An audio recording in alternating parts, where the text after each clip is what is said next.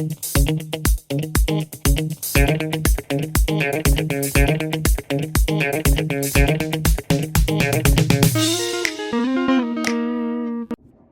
there, it's me again. So you all probably recognize the plant that's behind me, right? So the question today is, what will happen if I touch it? Although that one is too easy, right? So let's look at another question that might be a little bit more interesting.